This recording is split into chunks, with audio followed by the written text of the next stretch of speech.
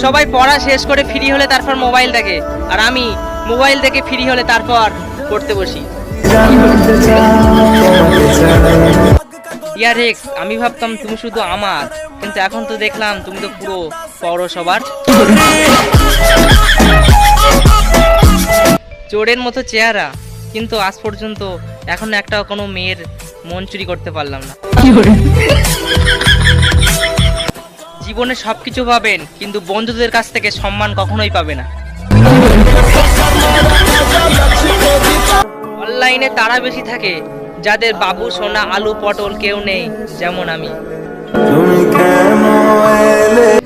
মনে করছিলাম আমি ভালো হয়ে যাব, কিন্তু তখন মনে পড়লো আমার বন্ধুদের কথা, সে কখনো ভালো হতে দেবে না আমাদের।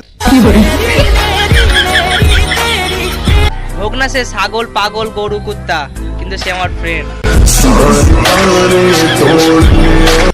বাঙালিরা বাঁশ দিয়ে এত এক্সপার্ট হয়ে গেছে, বরফের নিচেই বাঁশ দিয়ে বলছে আইসক্রিম।